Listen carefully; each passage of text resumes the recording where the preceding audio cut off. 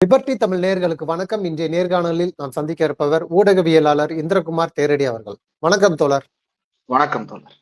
சட்டமன்றத்துல பெரிதும் எதிர்பார்க்கப்பட்ட தவேக தலைவர் முதல்வர் விஜய் அவர்களுடைய உரை, அதாவது எப்படி பாராளுமன்றத்துல மோடி உரைக்கு எதிர்பார்த்திருப்பாங்களோ அதே போல விஜயுடைய உரைக்கும் எல்லாரும் எதிர்பார்த்திருந்தாங்க. அதே போல 2-3 பேப்பர் கட்டோட வந்தாரு, அந்த உரையை படிக்க ஆரம்பிச்சாரு.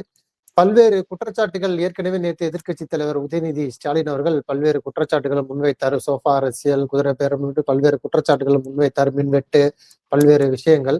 அதற்கு பதில் கொடுத்திருந்தாரு முதல்வர்.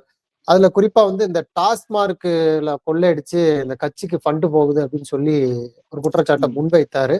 அதுவரை கொடுத்து கொண்டிருந்த எதிர்க்கட்சி தலைவர் உதயநிதி அவர்கள் அதுக்கப்புறம் கொஞ்சம் உணர்ச்சிவசப்பட்டு ஆவேசப்பட்டாங்க. தைரியம் இருந்தா அந்த ஆதாரத்தை சொல்லுங்க, தைரியம் இருந்தா பேரை சொல்லுங்கன்னு சொல்லி உடனடியாக எந்திரிச்சாங்க. அந்த அவை முடக்கப்பட்டது. எதிர்க்கட்சி உறுப்பினர்கள் வெளிநடப்பு பண்ணிட்டாங்க. இப்படியாக இன்றைக்கு சட்டமன்றம் நிறைவடைந்திருக்கிறது. உங்களுடைய பார்வை என்ன? இந்த சட்டமன்ற முறை குறித்தும் முதல்வருடைய பேச்சு குறித்தும் உங்களுடைய பார்வை என்ன? முதலமைச்சர் இன்றைக்கு நிறைய விஷயங்களுக்கு பதில் சொல்லி பேசுவதற்காக ரொம்ப தயாராகத்தான் வந்திருந்தார் அப்படின்றத புரிந்து கொள்ள முடிகிறது. அதுல நிறைய விஷயங்களை அவரு சொல்றாரு. எங்களுக்கு சட்டம் ஒழுங்கை பாதுகாக்கிறதுக்கு நாங்க நேரம் வேணும்னு கேட்டோம். ஏன்னா இதுக்கு முன்னாடி முழு நேர டிஜிபி இல்ல அப்படின்னு சொல்லிட்டு. முழு நேர டிஜிபி அப்படின்றது அது ஒரு சாக்கு போக்கு. பல மருத்துவக் கல்லூரிகள்ல என்ன இருக்கும் அப்படின்னா, பல நேரங்கள்ல டீன் அப்பாயின்மெண்ட்டுக்கு டிலே ஆகும். அதனால என்ன பண்ணுவாங்க அப்படின்னா, பொறுப்பு அப்படின்னு சொல்லிட்டு டீன் இன்சார்ஜ் அப்படின்னு சொல்லிட்டு போடுவாங்க. வழக்கம் போல நிர்வாகம் நடந்து கொண்டிருக்கும். அதே போல டிஜிபி இன்சார்ஜ்னு ஒருத்தர் இருக்கிறாருல, அவர் he can function as DGP தானே. அப்ப அவரால் டிஜிபியினுடைய ரோலை டேக் ஓவர் பண்ண முடியும்னு தானே அவரை போட்டிருக்கிறாங்க. அது தமிழ்நாடு அரசாங்கம் எடுத்த முடிவு தானே. சரி, இப்ப இவர் முழு நேர டிஜிபி போட்டாச்சு. இப்போ முழு நேர டிஜிபி போட்டதற்கு பிறகு இவ்வளவு குற்றச்சம்பவங்கள் நடக்குது. இதுக்கு என்ன பொறுப்பு? காவல்துறை தரப்புல இருந்து இதுக்கு ஏதாவது பதில் கொடுத்திருக்கிறாங்களா? இதுக்கு முன்னாடி கோயம்புத்தூர்ல போன ஆட்சியில அந்த ஏர்போர்ட்டுக்கு பின்னாடி ஒரு பெண்ணுக்கு பாலியல் வன்கொடுமை நடந்த சம்பவத்துல அந்த பகுதியினுடைய கமிஷனரோ அல்லது வேற யாரோ எஸ்பியோ பேட்டி கொடுத்திருந்தாங்க. நீங்க அந்த பேட்டி பாத்தீங்க அப்படின்னா ரொம்ப பொறுப்புணர்வோட அந்த பேட்டியை கையாண்டிருப்பாங்க. எந்த அளவுக்கு பொறுப்புணர்வோட கையாண்டிருப்பாங்க அப்படின்னா, அந்த பாதிக்கப்பட்ட பெண்ணினுடைய அடையாளங்களையும் வெளியிடாம, அதே சமயத்துல குற்றவாளியை ஐடென்டிஃபை பண்ணி அரெஸ்ட் பண்ணிட்டாங்க. அரெஸ்ட் பண்ணதற்கு பிறகு ஒரு சில ப்ரொசீஜர்ஸ் இருக்கு. அந்த பெண்ணுக்கு முன்னாடி அந்த குற்றவாளிகளை நிறுத்தி வைத்து இவங்க தானா அப்படின்னு சொல்லிட்டு சம்பவ இடத்துக்கு கூட்டிட்டு போய் அந்த எவிடன்ஸோட இவங்க என்ன பண்ணாங்க அப்படின்றது எல்லாத்தையும் கார்லேட் பண்ணி மேட்ச் பண்ணதுக்கு பிறகுதான் இவங்க அக்யூஸ் நம்பர் 1 அப்படின்றது அபிஷியலா டேக் பண்ணி கோர்ட்டுக்கு கூட்டு போவாங்க. அது வரைக்கும் இவங்க சஸ்பெக்ட் தான். அப்ப அக்யூஸ்டாக அவங்க இன்னும் கன்ஃபார்ம் பண்ணல அப்படின்றதையும் வெரிஃபை பண்ணி அந்த பத்திரிகையாளர் சந்திப்பிலேயே ஒப்புக்கொண்டு, அதே போல பெண்களுக்கு எதிரான அந்த குற்றச் செயல்கள்ல பத்திரிகைகள் எந்த அளவுக்கு பொறுப்போடு நடந்து கொள்ள வேண்டும் அப்படின்றதையும் அந்த காவல்துறை தரப்பு விளக்கியிருந்தாங்க. அது ரொம்ப பொறுப்பாக அந்த இது கையாண்டிருந்தாங்க. அதே இது இப்ப சமீபத்துல ஒரு பெண் காவலர் தலைமையிலான குழு பத்திரிகையாளர்களை சந்திச்சாங்க.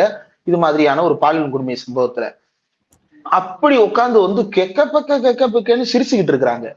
அவ்வளவு ஒரு சீரியஸான இஷ்யூ டிஸ்கஸ் பண்றதுக்கு பிரஸ் சந்திக்க வரும்போது காவல்துறை அதிகாரிகளால இப்படி சிரிச்சுக்கிட்டு இருக்க முடியுது அப்படின்னா, எந்த அளவிற்கு அவர்கள் பொறுப்பற்றவர்களாக அல்லது அந்த விஷயத்தின் மீது கவனமற்றவர்களாக இருக்கிறார்கள் அப்படின்றதான் அதனுடைய செய்தி. அதே போல ஒரு நாள்ல 24 மணி நேரத்துல சென்னையை சுற்றி மட்டும் ஒரே நாள்ல 20க்கும் மேற்பட்ட பாலியல் குற்ற சம்பவங்கள் பதிவாகுது. அது சென்னை, ஆவடி, திருவள்ளூர், தாம்பரம், இதெல்லாம் சென்னை பெருநகர மாநகராட்சி வட்டத்துல வரக்கூடிய பகுதிகள் தான். இந்த பகுதிகளில் இவ்வளவு குற்றச்சம்பவங்கள் நடக்குது. இதுக்கு சென்னை காவல்துறை என்ன விளக்கம் கொடுத்திருக்கிறது? இது வரைக்கும் எந்த பதிலும் இது வரைக்கும் கொடுக்கல. அப்ப நீங்களும் பதில் சொல்ல, அரசாங்கமும் பதில் சொல்லாது, காவல்துறையும் பதில் சொல்ல மாட்டாங்க. அப்ப யார் தான் பதில் சொல்லுவா? கேட்டா என்ன சொல்றாங்கன்னா, இதற்கு காரணம் போன ஆட்சியில வந்த போதை அப்படின்னு. இந்த ரிப்போர்ட்டான 24 சம்பவங்கள்ல எத்தனை சம்பவங்கள் குற்றவாளிகள் போதையில இருந்தாங்க? எத்தனை பேர் மது அருந்தி இருந்தாங்க? எத்தனை பேர் உயர் ரக போதை வஸ்துக்கள் பயன்படுத்தி இருந்தாங்க? அதை சொல்லுங்க. 1-2 தவிர மற்ற எல்லா இதுவும் நார்மலா இருந்தவன் தான், போதையில இருந்தவன் இல்ல. அப்ப போதையினாலதான் இது நடக்கிறது அப்படின்றது பொய்யான கருத்து இல்ல. அதை எப்படி பேரவையில ஒரு பொய்யாக பேசுகிறார்? அதே போல பாலியல் குற்ற சம்பவங்கள் குறித்து அதை தடுக்கிறது குறித்து இந்த அரசு நடவடிக்கை எடுக்கும். என்ன நடவடிக்கை எடுத்திருக்கிறது இது வரைக்கும்? குற்றவாளிகளை கைது செஞ்சிருக்கீங்க. மேலதிக சம்பவங்கள் நடக்காம இருக்க என்ன நடவடிக்கை எடுத்தீங்க? இதுதானே போன ஆட்சியை நோக்கி கேட்டீங்க. அப்ப இப்ப நீங்க ஏதாவது நடவடிக்கை எடுத்திருக்கீங்களா கேட்டா இப்பதான் எங்களுக்கு குற்றம் எப்படி நடக்குதுன்னே தெரிய வருது அப்படின்னு. அப்ப இதுக்கு முன்னாடி நீங்க விட்ட அறிக்கை எல்லாம் பொய்யா கோபால்? எல்லாமே பொய்யா? இதுக்கு முன்னாடி நீங்க பேசுனது எல்லாமே. அப்புறம் பார்ட்டி ஃபண்ட் அப்படின்னு ஆரம்பிச்ச உடனே எதிர்கட்சி தரப்புல இருந்து கடுமையான அமளி. அதுக்கு பிறகு மாண்புமிகு எதிர்கட்சி தலைவர் எந்திரிச்சு பேசுறாரு. பேசும்போது அவர் ரொம்ப தெளிவா கேட்கிறாரு, பார்ட்டி ஃபண்டுன்னு சொல்றீங்களே, எந்த பார்ட்டிக்கு எவ்வளவு ஃபண்டு, யாரால, யாருக்கு, எப்போது கொடுக்கப்பட்டதுன்னு சொல்லுங்க, we will face the consequences அப்படின்றாரு. பத்திரிகையாளர்களை சந்திக்கும் போது அதே தான் கேட்கிறாரு. எந்த பார்ட்டிக்கு, யாரால, எவ்வளவு, எப்போது, யாருக்கு கொடுக்கப்பட்டது, அதை சொல்லுங்க. கேஸுக்கு போங்க, கேஸ் நடத்துங்க, நாங்க we will face the case அப்படின்றாரு. ஆனாலும் பார்ட்டி ஃபண்ட்னு பொத்தாம் பொதுவாகத்தான் பொய் சொல்லி கொண்டிருக்கிறாரே தவிர எந்த வித இடத்துல தெளிவான ஆதாரங்களை அவர் கொடுக்கவில்லை. இப்ப நேற்று எதிர்கட்சி தலைவர் பேசும்போது, உதயநிதி பேசும்போது பேரவைத் தலைவர் குறிப்பிட்டு தாவேக்காவினர் குற்றச்செயலில் ஈடுபடுவதாக சொல்லும் போது அதற்கு ஆதாரம் கொடுங்கன்னு கேட்டாரு. உடனே அவர் ஆதாரம் சொன்னார்ல, ஸ்ரீவைகுண்ட எம்எல்ஏ என்ன செஞ்சாரு, யாருக்கு என்ன செஞ்சாரு, எப்ப இது பண்ணாரு, எல்லாத்தையும் தெளிவா சொல்லிதானே அவர் பேசுறாரு. அப்ப இந்த பக்கம் ஆதாரம் கொடுக்கணும், அந்த பக்கம் முதலமைச்சர் பேசுற எதுக்குமே ஆதாரம் தேவையில்லை அப்படின்னா முதலமைச்சரினுடைய உரை என்பது இந்த இடத்துல ஒரு சினிமா பாணியிலாக இது சட்டப்பேரவையா அல்லது ஷூட்டிங் ஸ்பாட்டா அப்படின்னு தெரியாத அளவிற்கு ஒரு சினிமா பாணியிலானதாக அமைந்திருக்கிறதே தவிர பேரவைக்கு உரிய மாண்புகள் எதுவும் பின்பற்றப்பட்டதாக தெரியவில்லை. இல்ல, முதல்வர் அவர்கள் பேசவே இல்லை, விஜய் அவர்கள் பேசவே இல்லைன்னு தொடர்ச்சியான குற்றச்சாட்டுகள் முன்வைத்திருந்தீங்க. வாயத்திறங்க சிஎம் எல்லாம் சொன்னீங்க. இன்றைக்கு பேச ஆரம்பிச்ச உடனேயே எதிர்கட்சியை வில்லன் பண்ணிட்டாங்க அப்படின்னு சொல்லி ஒரு குற்றச்சாட்டை முன்வைக்கிறாங்கல்ல, அது எப்படி பாக்குறது? முதலமைச்சர் பேச தொடங்கி கிட்டத்தட்ட 15-20 நிமிஷத்துக்கு பிறகுதான் வெளிநடப்பே செய்யறாரு. இப்ப நேற்று என்ன நடந்தது, பேரவை நிகழ்ச்சியில் முடிவடைந்தன அறிவிச்சிட்டாரு சபாநாயகர். அப்படி அறிவித்ததற்கு பிறகு ராஜ்மோகன் பேசுறாரு. அப்ப என்ன செய்யணும், பேரவை இன்னொரு 5 நிமிடம் நீட்டிக்கப்படுகிறது அப்படின்றத சொல்லிட்டு தான் செய்யணும். ஆனா அதை சொல்லாம பேரவைத் தலைவர் இஷ்டத்திற்கு பேசுங்க அப்படின்னு அனுமதிச்சிட்டாரு. எதிர்கட்சிகள் எல்லாரும் கிளம்பி போனதற்கு பிறகு இவர் எந்திரிச்சு தனியாக ஆவர்த்தனம் செய்து கொண்டிருக்கிறார். அப்போ எதிர்கட்சிகள் உள்ளுக்குள்ள உட்கார்ந்து இருக்கிறாங்க அப்படின்னா நாகரிகமான முறையிலேயோ அல்லது ஒரு ஆதாரபூர்வமான முறையிலேயோ விமர்சனம் பண்ணியிருந்தாங்க அப்படின்னா அது வேற. தைரியம் இருந்தா சொல்லுங்க அப்படின்னு சொல்லும் பொழுது அது ஒரு நாகரிகமான வார்த்தையான எதிர்கட்சிகள் கேள்வி எழுப்பு. அதுக்கப்புறம் தானே அவை ரொம்ப அமளியாகுது. இல்ல, தைரியம் இருந்தா ஆதாரம் கொடுங்கன்னு கேட்டாரு, ஆதாரம் கொடுக்கல. தைரியமான ஆம்பளையா இருந்தான்னு யாராவது பேசுனாங்களா? நாம் தமிழர் பேசுற மாதிரி தைரியமான அவனா இருந்தா, தைரியமான இவனா இருந்தான்னு பேசுனாங்களா யாராவது? மாறாக தைரியத்தோடு சொல்லுங்கள், ஆதாரம் இருந்தால் சொல்லுங்கள்னு தானே கேட்டாரு. ஆதாரம் கொடுப்பதற்கான தைரியத்தை தான் அவர் கோருகிறார். அதுல என்ன நாகரீக குறைபாடு? சட்டமன்றத்துல இப்படி பண்றது நாகரீகத்துல வருதா? சட்டமன்றத்துல உங்க அப்பா எங்க அப்படின்னு கேட்கறது நாகரீகத்துல வருதா? பள்ளிக்கூடங்கள்ல பீஸ்ட் படத்தோட பாடல்களை பாடுறதெல்லாம் நாகரிகத்துல வருதா? பெண்களுக்கான மாரத்தான் நிகழ்ச்சியில போய் வாடி வாடி வாடி கைப்படாத சீடின்னு பாடுறதெல்லாம் நாகரிகத்துல வருதா? யோகா செய்து விட்டு உட்கார்ந்து இருக்கிற குழந்தைகளை இவர் போய் அவங்களை டச் பண்ணி பேசுறது நாகரிகத்துல வருதா? ஒரு அமைச்சர் போய் இதெல்லாம் பண்றாரு, இதெல்லாம் நாகரிகத்துல வருதா? அப்புறம் எதிர்கட்சியில் இருக்கக்கூடிய அதிமுகவின் உறுப்பினர்கள் அந்த பொதுச் செயலாளரை மீறி ராஜினாமா பண்ணிட்டு உங்க கட்சியில சேர்ந்து இப்ப இடைத்தேர்தலுக்கு ரெடி ஆயிட்டு இருக்காங்களே, இதெல்லாம் நாகரிகத்துல வருதா? எல்லா தலைவர்களையும் போய் பாக்குறேன்னு சொல்லிட்டு எடப்பாடி பழனிசாமியை விட்டுட்டு CV சண்முகத்தை போய் பார்த்தது நாகரிகத்துல வருதா? டிடிவி தினகரனுக்கே தெரியாம டிடிவி தினகரனோட எம்எல்ஏட்ட கையெழுத்து வாங்கி ஆட்சி அமைச்சது நாகரிகத்துல வருதா? இதெல்லாம் அப்புறம் ஸ்ரீவைகுண்ட எம்எல்ஏ செய்ததெல்லாம் நாகரிகமான செயல்பாடா? நாகரிகத்தை பற்றி பேசுவதற்கு தாவேக்காவிற்கு என்ன அருகதை இருக்கிறது? அப்புறம் எங்களுக்கு ஊழல் செய்ய தெரியாது, எங்களுக்கு உங்களை போல கமிஷன் போட்டு ஊழல் செய்ய தெரியாது, எதற்கெடுத்தாலும் பிளாக் டிக்கெட் வித்தவங்க எல்லாம் சட்டமன்றத்துல உட்கார்ந்து இருக்கிறாங்களே, அவங்கள்ட்ட கேளுங்க என்னன்னு விளக்குவாங்க. நீங்க பேசிட்டு இருக்கிறது கண்ணாடி சார். உங்களுக்கு பின்னாடி 2 ரோ பின்னாடிதான் அந்த உட்கார்ந்து இருக்கிறாங்க பிளாக் டிக்கெட் வித்த வகையராக்கள். அவர்கள்ட்ட கேட்க வேண்டியதானே? ரேட்டை ஏத்துறது எப்படின்னு கேட்டு தெரிஞ்சுக்கங்க. என்ன லாஜிக்? சரி கமிஷன் பண்ணிட்டாங்க, என்ன ஆதாரம் கொடுங்க. சமூக வலைதளங்கள்ல இப்ப பாஜகவுல இருந்து நந்தகுமார்னு ஒருத்தர் கல்வியாளர்ன்ற பேர்ல பேசிட்டு திரியிறாரு. மெட்ரிகுலேஷன் சங்கத்தினுடைய தலைவர்னு சொல்லிட்டு நந்தகுமார்னு ஒருத்தர் பேசிட்டு திரியிறாரு. இந்த நந்தகுமார் யாருன்னா பாஜகவினுடைய கல்வியாளர் பிரிவினுடைய மாநில தலைவர். இந்த கல்வியாளர் பிரிவினுடைய பாஜக மாநில தலைவர் வந்து என்ன பேசுறாரு, பொதுவான நபர் போல காட்டிக்கொண்டு நாங்க வந்து கமிஷன் கொடுத்தோம். சரி, நீ கமிஷன் கொடுத்ததுக்கான ஆதாரம் இருந்துச்சுன்னா கோர்ட்டுக்கு போய் நிரூபிக்க வேண்டியதானே. ஏன்னா நீங்க கஷ்டப்பட்டு சம்பாதிச்ச காசு சார் அது, நீங்க உழைச்சு சம்பாதிச்ச காசு. அதை திமுக ஒருத்தர் புடிங்கிட்டு போயிருக்கிறான்னா அது எவ்வளவு பெரிய கொடூரமான விஷயம். போய் கேஸ் போடுங்க.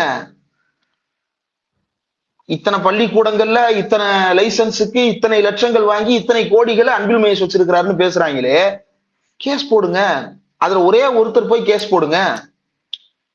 ஏன் கேஸுக்கு போக மாட்டீங்க?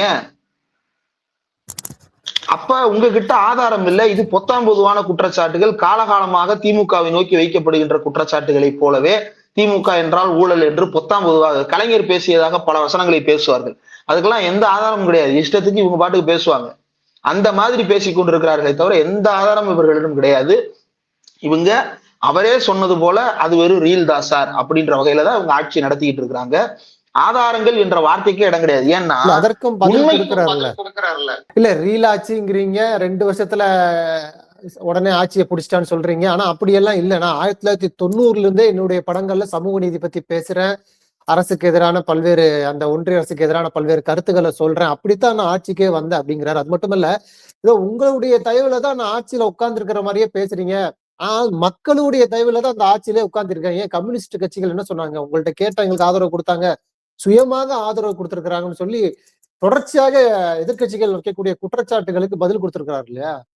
கம்யூனிஸ்ட் கட்சியை சேர்ந்தவர்கள் வந்து முதல் முறையா அந்த சிபிஐ ஆபீஸ்ல உட்கார்ந்து பேட்டி கொடுக்கும் போது தோழர் சண்முகம் அவர்களும் தோழர் வீரபாண்டியன் அவர்களும் நாங்கள் வந்து எங்களுடைய முடிவை வந்து கூட்டணியின் தலைவராக இருந்த ஸ்டாலின் அவர்களிடம் தெரிவித்தோம், தாராளமாக நீங்கள் ஆதரவு கொடுங்கள், ஆதரவு கொடுக்க வேண்டும் என்று அவர் சொன்னாருன்னு தானே பதிவு பண்ணியிருக்காங்க. இவங்க ஏன் போய் அந்த முடிவுலாம் அங்க சொன்னாங்க? அது தேவையே இல்லை. மாறாக ஒரு நட்பின் அடிப்படையில ஒரு மரியாதையின் அடிப்படையில அவங்க அதை சொல்றாங்க. சரி, இப்ப உதயநிதி ஸ்டாலினுடைய கிளைமுக்கு வருவோம். அவர் என்ன சொல்றாரு, எங்கள் கூட்டணியில் வெற்றி பெற்றவர்கள் உங்களுக்கு ஆதரவு தெரிவித்திருக்கிறார்கள். அந்த வாக்குகள்ல எல்லாமே மக்களுடைய வாக்குதான். அந்த மக்களுடைய வாக்குல தானே தாவேகா, அதிமுக, திமுக, பாஜகன்னு பிரிவு இருக்கு. அப்ப அதுல திமுகவை ஆதரித்து விழுந்த வாக்குகளையும் பெற்றவர்கள் உங்கள் பக்கம் இருக்கிறார்கள்ன்றது ஃபேக்சுவலா எப்படி ராங் ஆகும்? நாங்கள் மக்கள் ஆதரவு, ஆமா, எந்த மக்கள் ஆதரவு? திமுகவை ஆதரித்த மக்களின் ஆதரவு. அதுதான் உதயநிதி சொல்றாரு.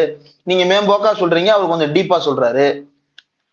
உங்களுடைய இப்ப உதயநிதி அவர்கள் கேள்விக்கு பதில் சொல்ற வகையில இவர் என்ன சொல்றாரு அப்படின்னா, நீங்க வந்து எத்தனை தலித்துகளுக்கு அமைச்சரவையில் இடம் கொடுத்தீங்க, நீங்க எத்தனை பெண்களுக்கு வந்து அமைச்சரவையில் இடம் கொடுத்தீங்க அப்படின்லாம் கேட்கிறாங்க.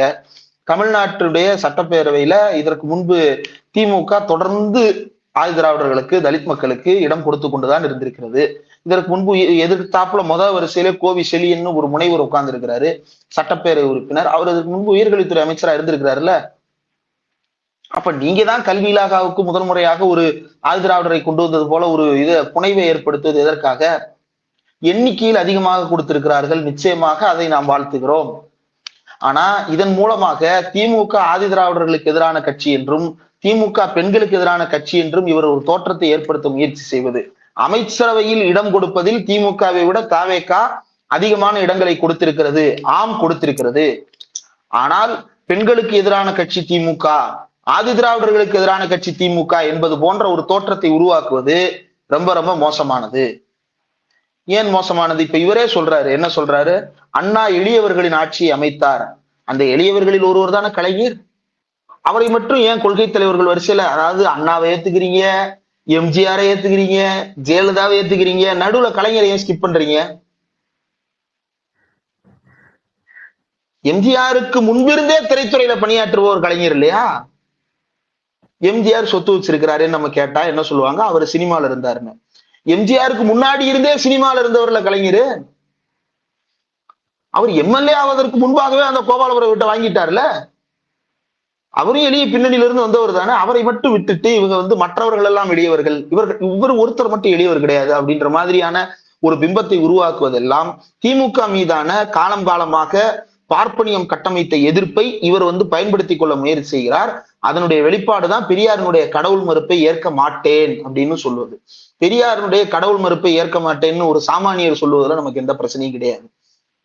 ஒரு சாமானியர் ஏன் சாமானியர்களுக்கும் தலைவர்களுக்கும் இந்த பாகுபாடு வைக்கிறோம் அப்படின்னா, சாமானியர்கள் ஒரு அரசியல் ரீதியாக முதிர்ச்சியான சில கருத்துக்களை எல்லாம் அவர்கள் புரிந்து கொள்வதற்கு காலம் எடுக்கும், பக்குவம் தேவைப்படும்.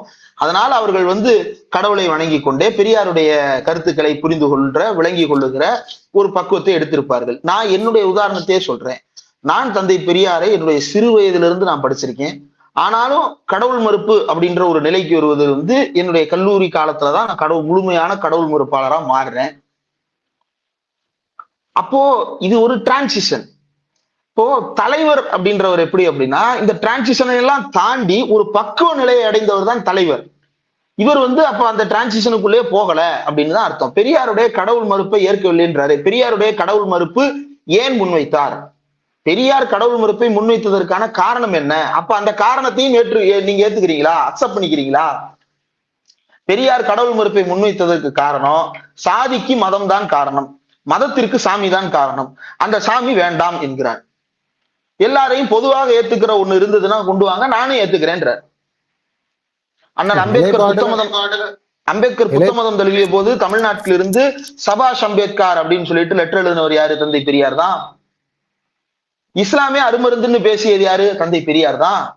ஆனா நீங்க கடவுள் மறுப்பை ஏற்க மாட்டேன் அப்படின்னு சொல்றது இருக்குல்ல, அதற்கு காரணம் பெரியார் கடவுள் மறுப்புக்கு முன்வைத்த காரணங்கள் இருக்குல்ல, அதை இவர்களால் ஏற்றுக்கொள்ள முடியவில்லை. கடவுள் மறுப்பை ஏற்றுக்கொள்வது என்றால் சாதியை மறுப்பது, கடவுள் மறுப்பை ஏற்றுக்கொள்வது என்றால் தன்னுடைய மதத்தில் இருக்கக்கூடிய இழிவுகளை மறுப்பது, இதையெல்லாம் அவர்களால் செய்ய முடியாத காரணத்தால் தான் இன்றைக்கு பார்ப்பனர்களை அமைச்சரவையில உட்கார வைத்துக் கொண்டு நாங்கள் தந்தை பெரியாரினுடைய கடவுள் மறுப்பை ஏற்கவில்லை அப்படின்னு பேசுறாரு. எதையெல்லாம் ஏத்துக்கிட்டாருன்னு முதல்ல ஒரு பட்டியல் போட சொல்லுங்க. பெண் உரிமையை அவர் ஆதரித்தார். சரி, பெண் உரிமையை கடவுள்கள் ஆதரிக்கிறார்களா? பெண் கடவுள்கள் இருக்கிறார்கள். ஆனால் கடவுள்கள் சொன்னதாக சொல்லப்படுகின்ற இந்த சனாதனமோ மனு தர்மமோ பெண் கல்வியை ஆதரிக்கிறதா? பெண்கள் வேலை வாய்ப்பை ஆதரிக்கிறதா? பெண்களுக்கு சொத்துரிமையை ஆதரிக்கிறதா? அதனாலதான பெரியார் கடவுள் மறுப்பை முன்வைத்தார். அப்ப பெண் உரிமை கடவுள் மறுப்பு வேற வேற கிடையாது, ரெண்டும் ஒரே கத்தியினுடைய வெவ்வேறு பக்கங்கள். இல்ல அது நம்பிக்கை சார்ந்து வருவது இல்லையா? அதாவது அது உங்களுக்கு நம்பிக்கை இல்லை, எனக்கு நம்பிக்கை இருக்குங்கிறாரு. அதோட அவர் கடந்து போறாரு. அது ஒன்றிய அரசு எதிர்ப்பு போல, உங்களுக்கு எப்படி நீங்க எதற்கடுக்காலம் எதிர்க்கிறீங்களோ அது போல நான் எதிர்க்க தேவையில்லை, எதுக்கு தேவையோ அதுக்கு நான் எதிர்த்துட்டு போறேன் அப்படின்னு சொல்லி அதை கடந்து போறாரு. இன்னொரு புறம் முக்கியமான விஷயமா பார்க்கப்படுறது விஜய் அவர்கள் இப்போ எதிர்கட்சி தலைவர் உதயநிதி அவர்கள் கேள்வி எழுப்புறாரு, விஜய் அவர்களை நோக்கி எழுப்புறாரு. ஆனா அந்த இடத்துல இப்ப முன்னாடி இருக்க முதல்வர்கள் இப்ப எடப்பாடி கேள்வி எழுப்புனா ஸ்டாலின் அவர்கள் இருந்துச்சு பதில் சொல்லுவாரு. ஆனா இப்போ பக்கத்துல இருக்கிற அமைச்சர்கள் தான் பதில் சொல்றாங்களே தவிர விஜய் அவர்கள் அவர் கொண்டு வந்த அந்த பேப்பரை மட்டும் படிப்பதிலேயே குறியாக இருக்கிறாருன்னு ஒரு குற்றச்சாட்டு முன்வைக்கிறாங்க. எப்படி பாக்குறீங்க? விஜயை பொறுத்தவரையில உதயநிதி ஸ்டாலின் அவர்களை நேரடியாக பதில் சொல்லாமல் உதாசீனப்படுத்துவது. அதனாலதான் உதயநிதி எதிர்ப்பு தெரிவிக்க எழுந்த உடனே இந்த பக்கம் யாரெல்லாம் பதில் சொல்ல எந்திரிச்சாங்க அப்படின்னா, ஆதவர்ஜுனா எந்திரிக்கிறாரு, ராஜ்மோகன் எந்திரிக்கிறாரு, செங்கோட்டையன் எந்திரிக்கிறாரு. ஆனா விஜய் பேச மாட்டார். ஏன் அப்படின்னா உதயநிதியை எதிர்கொள்வதற்கு விஜய் பயப்படுகிறார். நேரடியாக உதயநிதியை எதிர்கொண்டால் நம்முடைய அரசியல் நிலைப்பாட்டிற்கு ஆபத்து வந்து விடுமோ என்று பயப்படுகிறார். உதயநிதி டைரக்டா விஜய் அட்ரஸ் பண்றாருல, அதே மாதிரி விஜயால ஏன் உதயநிதியை டைரக்டா அட்ரஸ் பண்ண முடியல? காரணம் என்ன அப்படின்னா, தன்னோடு வயதொத்த ஒரு நபர், தன்னை போலவே ஒரு பின்புலத்தை கொண்டவர், அவர் தனக்கு எதிரில் இருக்கிறார் அப்படிங்கும் போது அவரை அட்ரஸ் பண்ணி பேசணும்னா அவர் வளர்ந்துட்டா என்ன பண்றது அப்படின்ற பயம் விஜய்க்கு இருக்கிறது. அதனால் உதயநிதி ஸ்டாலினை நேரடியாக எதிர்கொள்ள பயப்படுகிறார். இதுல எடப்பாடி பழனிசாமிக்கு ஒரே குஷி. உங்க அப்பா எங்க அப்படின்னு கேட்ட உடனே அப்படின்னு சிரிக்கிறாரு. ரொம்ப சந்தோஷமா இருக்கு எடப்பாடி பழனிசாமி அவர்களுடைய சந்தோஷத்தை பார்ப்பதற்கு.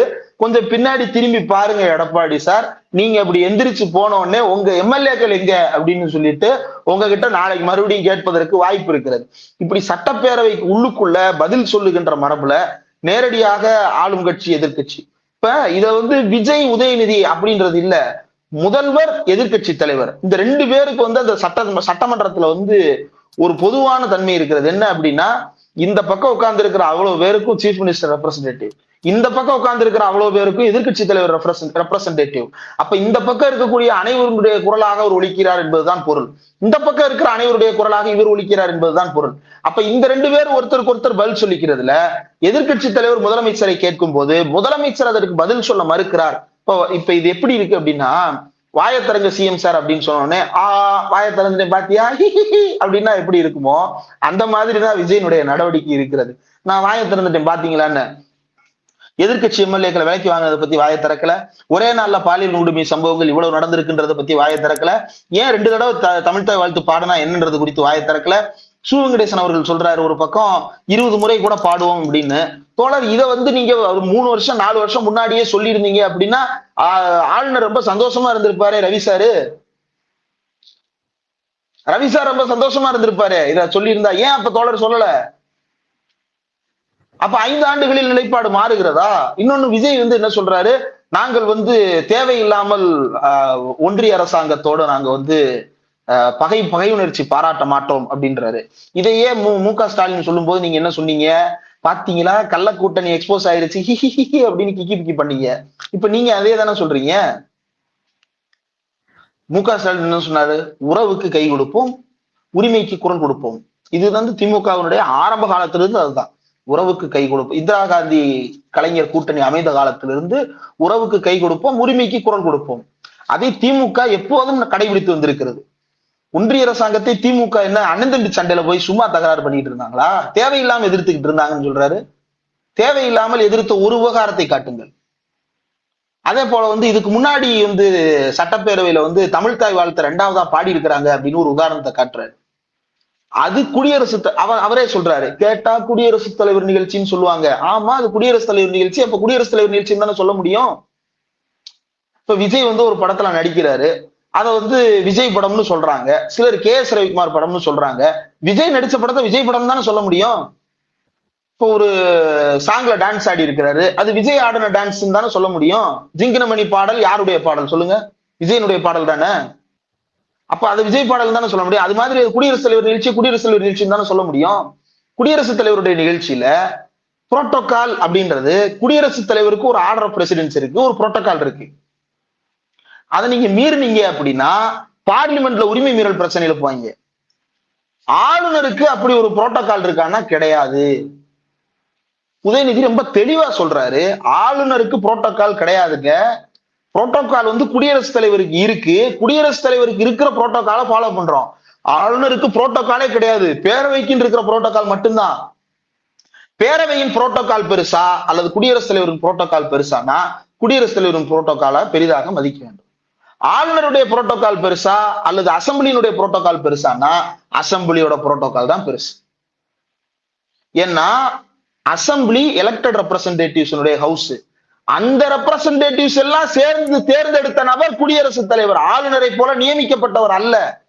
அதனால குடியரசுத் தலைவருக்கு அந்த மரியாதையை கொடுத்தோம். ஏன் குடியரசுத் தலைவர் வந்தபோது நேஷனல் ஆந்தம் ஃபாலோடு பை தமிழ்தாய் வாழ்த்து என்றால், ஆளுநர் வெர்சஸ் குடியரசுத் தலைவர் 2 பேருமே தேசிய கீதத்தை பாட சொல்றாங்க.